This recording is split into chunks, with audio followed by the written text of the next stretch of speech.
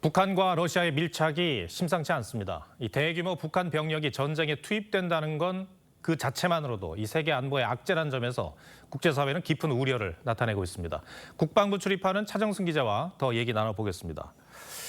자, 이제 북한군이 최전선에 배치될 것이라는 전망이 나옵니다. 네. 이 실전에 투입이 되는 거라고 보면 됩니까? 네, 그렇습니다. 우크라이나 전쟁 2년 8개월 동안 죽거나 다친 러시아군 병사가 61만 명이 넘습니다. 이 죄수들까지 징병할 정도로 병력이 부족한 만큼 이 북한군의 실전 배치는 일단 예정된 수순이라고 봐야겠습니다. 어떻게 배치될지도 관심인데 북한군은 해외 경험 자체가 사실상 거의 없지 않습니까? 또 러시아와 말도 통하지 않기 때문에 러시아군과의 연합작전보다는 이 최전방의 한 지역을 전담하는 방식이 거론됩니다. 실제 북한군 10,000명을 순차적으로 러시아 전쟁으로 보낼 경우 이 많은 사상자가 나올 수 있다는 점과 이 장마당에서 자란 북한 MZ 세대들이 탈영하거나 또는 망명할 가능성은 북한 입장에서도 고민일 겁니다. 부상자들을 본국으로 후송하는 과정에서 민심 위반 등 후폭풍도 일 수 있는데 김정은은 이를 모두 감수한 걸로 보입니다. 예. 그렇기 때문에 김정은의 도박이라는 말까지 나오는 것이겠죠. 근데 그럴 정도로 북한이 얻는 게 많습니까?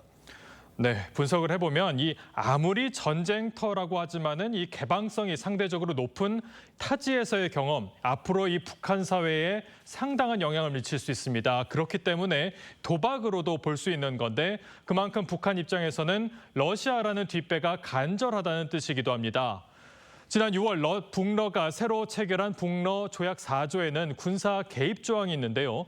한쪽이 전쟁 상태에 처하면 이란 이 전제가 달려 있어서 이게 과연 이 실현이 될까 이런 의문도 나왔었는데 이번에 북한군이 실제 파병을 결정하면서 북러는 함께 피를 나눈 그러니까 동맹 이상의 혈맹으로 관계가 격상될 수 있다는 관측도 나옵니다.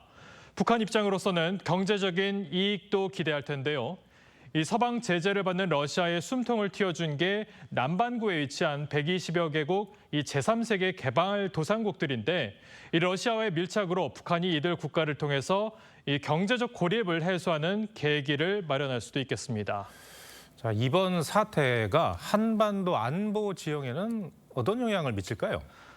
네, 이 포탄 수출에 이어서요. 특수부대 파병까지 이루어졌으니 좀 역설적이지만 당장의 대남 위협은 낮아질 수 있습니다. 하지만 앞으로 상황은 달라집니다. 이 북한은 러시아로부터 재래식 무기 성능 개량을 포함해서 ICBM의 가장 어려운 기술인 대기권 재진입과 이 군사 정찰 위성 개발, 핵 추진 잠수함 제조 등을 전수받으려 할 거란 전망이 나옵니다.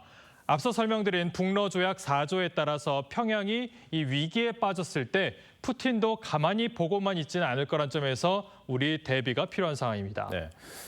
북한이 미국 대선을 앞두고 일단 당장 미국의 관심 끌기에는 성공한 것으로 보이네요. 네, 그렇게 봐야 되겠죠. 이 북한은 이 미 대선에 영향을 주기 위해서 선거 전후로 7차 핵실험을 단행할 거란 이 전망이 많았습니다. 이 전문가들은 북한군 파병이 대선 판도를 흔들 정도의 영향은 아니겠지만 적어도 미국의 정책적 우선순위는 전보다 높아졌다는 데 대체로 의견을 함께했습니다.